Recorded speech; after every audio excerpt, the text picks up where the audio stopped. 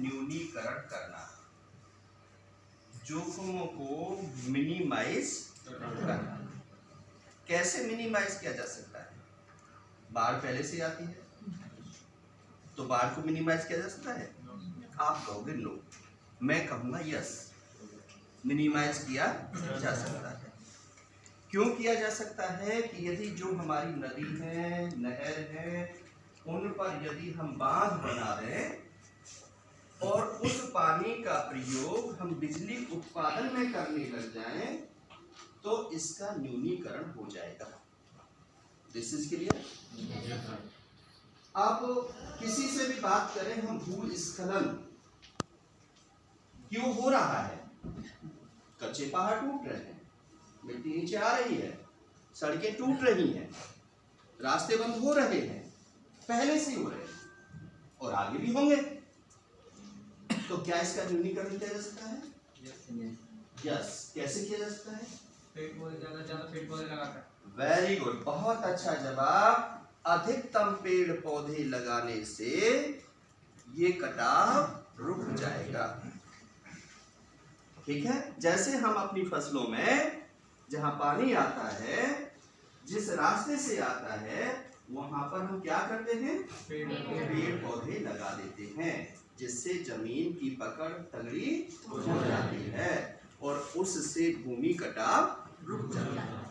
इसका मतलब भूस्खलन को भी न्यूनीकरण किया जा सकता है। तीसरा प्रश्न है जी, डिजास्टर आता है, सारी बिल्डिंग गिर जाती हैं। यस,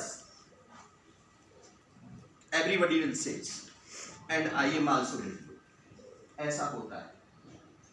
क्यों होता है? क्योंकि पहले तो डिजास्टर मैनेजमेंट एक्ट नहीं था, लेकिन 2005 से डिजास्टर मैनेजमेंट एक्ट आ गया और डिजास्टर मैनेजमेंट एक्ट के साथ में भारत सरकार, प्रधानमंत्री, गृह मंत्री उसके मेंबर हो गए। पॉलिसी बननी शुरू हो गई कि जो भी इमारत बनाई जाएगी वो किस पर आधारित होनी चाहिए? डिजास्टर मैनेजमेंट एक्ट पर आधारित होनी चाहिए। लेकिन मान कौन रहा है? कर कौन रहा है? क्या हम कर रहे थे? हमने भी एक कमरा बनाना है तो हम क्या करते हैं? क्या हम सरकार से परमिशन लेते हैं? या क्या हम डिजास्टर मैनेजमेंट एक्ट को फॉलो करते हैं? क्या हम नक्शा पास कराते हैं? क्या हम पिलर्स बनाते हैं? क्या हम कंक्रीट को लेते हैं? नहीं, कुछ भी नहीं करते। और यदि हमें बड़ी बिल्डिंग बनानी है और जहां पर बिल्डिंग बनती नहीं है, तो क्या हम निगम में एप्लीकेशन देते हैं? नहीं। क्या हम हुड्डा में जाते हैं? नहीं। हम कहां जाते हैं? हम उस जेई के पास जाते हैं, हम उस एसडीओ के पास जाते हैं, उसकी जेब को गर्म करते हैं और अपनी तरीके से बिल्डिंग बनाते हैं।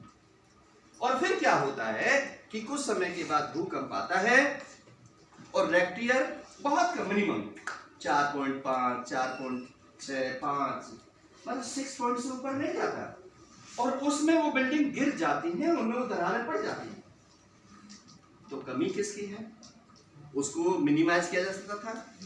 यस, किया जा सकता था, क्योंकि हमने क्वालिटी पर ध्यान नहीं दिया, हमने एक्ट पर ध्यान नहीं दिया, हमने अपनी सिफारिश के आधार पर कहीं पर अपनी बिल्डिंग खड़ी कर दी और मन चाहा टीआरएन डाल दिए, गाटर डाल दिए, 4 इंची की दीवार खड़ी कर दी, ना कोई पिलर लिया और फिर हल्का सा चौका आया और उसने इमारत को गिरा दिया। हम तो रहते नहीं थे उसमें, रहते थे किराएदार हमारे। अब किराएदार मर गए तो हम पे क्या ऑफेंस आ गया है? लेकिन जब अपना मरता है, जब यदि उसी में मेरा बच्चा मर रहा होता, उसी में मेरी बेटी होती, उसी में मेरा नाती होता, तो फिर क्या हो जाता? फिर पता चलता ना कि आदमी के मायने क्या होते हैं, आदमी के जीवन की कीमत क्या होती है। हम छोटे छोटे टुकड़ों में मकान बनाते चले जाते हैं। पहले 1 कमरा बनाया, 2 कमरे बनाए, 4 कमरे बनाए, हमने अपनी इनकम सोर्स कर ली, लेकिन ये नहीं देखा कि हम कहाँ पर बैठे हुए। एनसीआर डिजास्टर प्रोन एरिया है, हम वहां पर बैठे हैं जहां पर रोजाना भूकंप के झटके आते हैं। क्या होता है रोजाना? भूकंप के झटके आते हैं, रोजाना देखने को मिलता है। लेकिन फिर भी हम क्या गलती करते हैं? फिर भी हम उस आधार पर, उस एक्ट पर कार्य नहीं करते। तो इसको कम किया जा सकता है। Follow the rules. If you are following the rules then you can minimize the problems.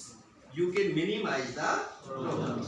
जो प्रॉब्लम्स आने वाली हैं, तो ये क्या है? डिजास्टर से पहले की तैयारी। चक्र में क्या होता है?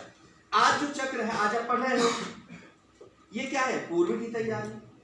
यदि मान के चलो आपने किसी कंपटीशन को फाइट करना है, तो क्या है? ये पूर्व की तैयारी। आपने आर्मी में जाना है, तो क्या है? कल को नौकरी करनी है, तो क्या है?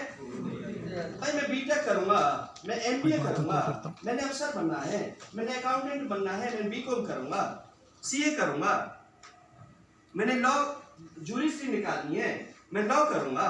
ये पूर्व की तैयारी होगी ना। वहां पूर्व की तैयारी कर रहे हो, लेकिन वहां पूर्व की तैयारी नहीं कर रहे जहां पर जीवन है। तो इसलिए जो चक्र है, आपदा प्रबंधन चक्र, इसके अंदर जो पढ़ाया जाता है वो है कि सबसे पहले आपदा जब आती है, उससे पहले आपके पास विज्ञान है, आप यदि जागरूक हैं, आपके अंदर यदि सृजन है, तो आप किसी भी जोखिम से बच सकते हो। दूसरा क्षमता, क्योंकि आपके अंदर परमात्मा ने अपार क्षमता दी है। मनुष्य से बड़ा इस पृथ्वी पर कोई भी, मनुष्य ने हवाई जहाज बना दिया, हवाई जहाज उड़ा दिया। मनुष्य ने पता नहीं कितनी इन्वेंशन कर दी, आविष्कार कर दिया, जो देख रहे हैं आप कल्पना भी नहीं कर सकते। आप कुछ नहीं कर रहे, लेकिन किसने किया? ये मनुष्य ने किया। आपके अंदर उतनी अपार क्षमता है, आप भगवान से कम नहीं हो। आप चाहो तो सब कुछ कर सकते हो, लेकिन आपकी चाहना नहीं। ठीक है?